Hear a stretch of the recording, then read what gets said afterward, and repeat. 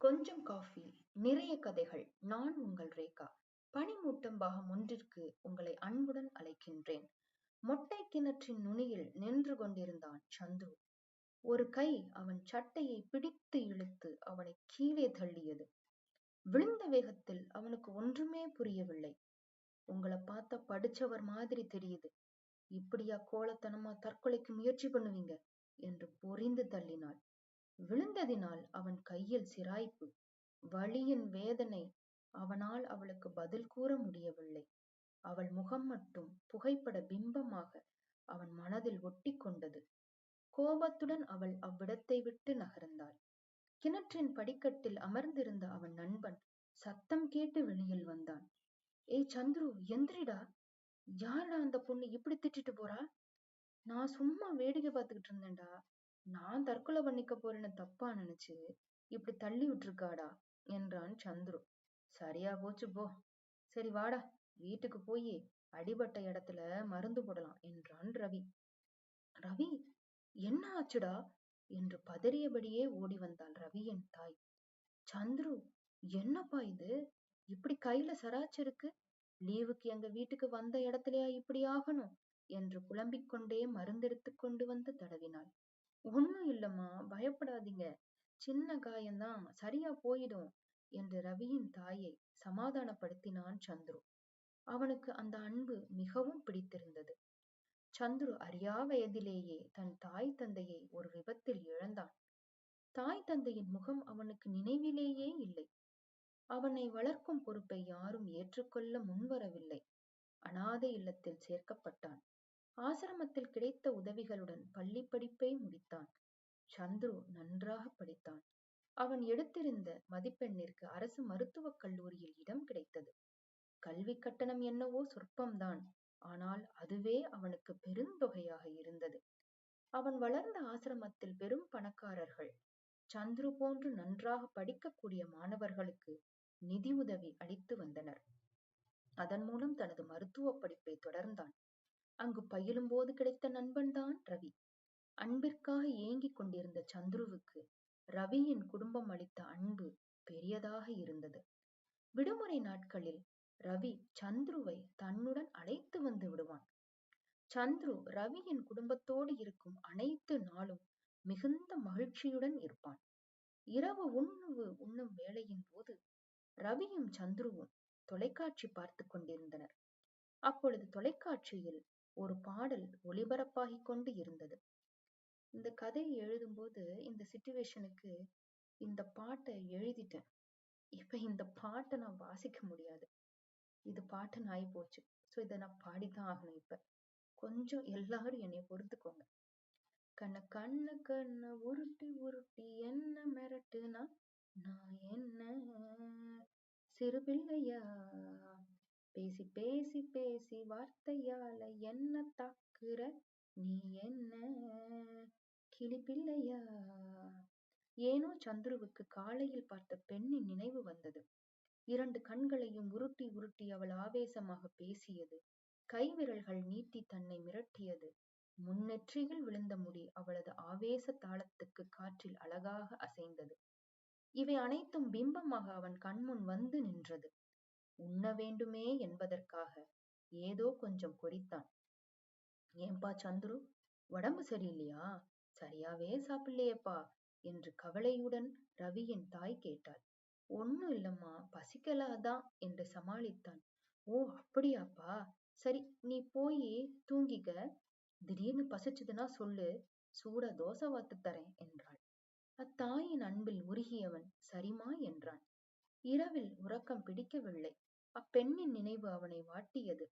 புரண்டு புரண்டு படுத்தவன் எப்பொழுது தூங்கி போனான் என்று அவனுக்கே தெரியவில்லை. காலையில் ரவியின் தாய் வந்து எழுப்பிய பின்புதான் முழித்தான். இப்ப உடம்பு தேவலையா என்று வினவினாள். சரியாயிடுச்சுமா என்றான். ரவியும் சந்துருவும் விடுமுறை முடித்து கல்லூரிக்கு கிளம்ப தயாராகினர். ரவியின் தாய் தேவையான அனைத்து உணவு பண்டங்களையும் தயார் செய்து கொடுத்தாள். இருவரும் இரவு ரயிலுக்கு கிளம்பினர். சந்துரு மனதின் ஓரம் ஒரு நப்பாசை, அப்பெண்ணை கண்டு விடுவோமா என்று. செல்லும் வழியெல்லாம் அப்பெண்ணை தேடினான். ஏமாற்றமே மிஞ்சியது. சென்னை திரும்பியதும் இருவரின் கவனமும் படிப்பில் மூழ்கியது. மருத்துவ படிப்பின் கடைசி ஆண்டை நெருங்கினர். இன்டர்ன்ஷிப் காலம் என்பதால் இருவரும் மற்ற எந்த சிந்தனையிலும் மனம் லயிக்காமல் படிப்பிலேயே மூழ்கினர். இருவரின் நோக்கமும் நல்ல முறையில் படிப்பை முடித்து மருத்துவர்களாக கல்லூரியில் இருந்து வெளிவர வேண்டும் என்பதாகவே இருந்தது. அவர்களது உழைப்புக்கு தக்க பலன் கிடைத்தது. சிறந்த முறையில் தேர்ச்சி பெற்று மருத்துவ பட்டம் பெற்றனர். ரவி மேல் படிப்பு படிக்க வெளிநாடு செல்ல திட்டமிட்டான். இதற்கிடையில் அவன் ஒரு மருத்துவமனையில் வேலைக்கு சேர்ந்தான். சந்துருவும் ஒரு மருத்துவமனையில் வேலைக்கு சேர்ந்தான். வேலையின் இடையே மேல் படிப்பிற்கான முயற்சியையும் செய்தான். அவன் பணியாற்றிய மருத்துவமனையின் கல்லூரியிலேயே பயில ஆரம்பித்தான். மேல் படிப்பின் இறுதி ஆண்டில் இருந்தான். ரவி வெளிநாடு செல்லும் நாளும் வந்தது. சந்துரு கலக்கமுற்றான்.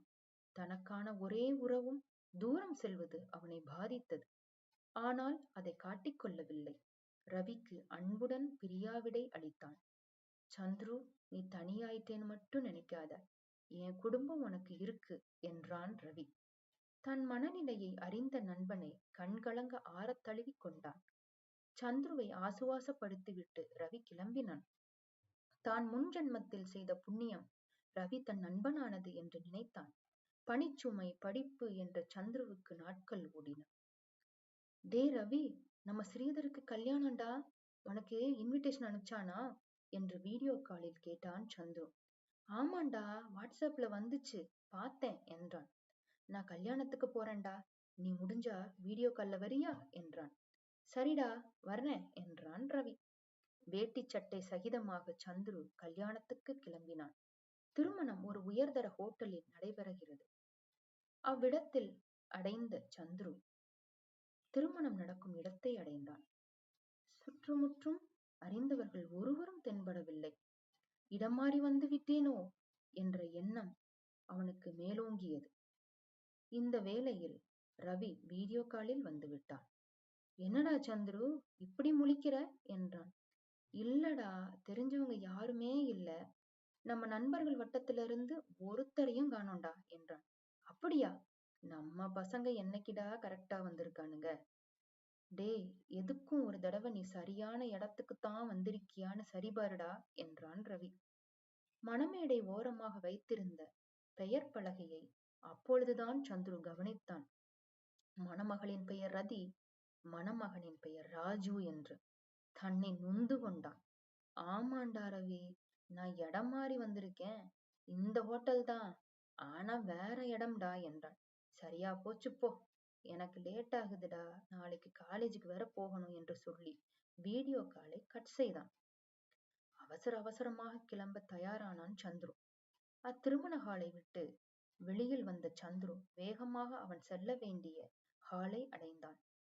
டேய், என்னடா இவ்வளவு லேட்டு என்று பிற நண்பர்கள் சந்துருவை பார்த்து கேட்டனர். நான் ஹால் மாறி போயிட்டேன்டா என்றான். ரவிக்கு வீடியோ கால் போடுடா, நாம பேசலாம் என்றான் ஒரு நண்பன். இல்லடா, நான் பண்ண கூத்துல அவன் லேட் ஆயிடுச்சுன்னு தூங்க போயிட்டான்டா என்றான். மணப்பெண்ண அழைச்சுண்டு வாங்கோ என்று ஐயர் குரல் கொடுத்தார். தோழிகள் புடைசூழ மணப்பெண் மேடைக்கு வந்து கொண்டிருந்தாள்.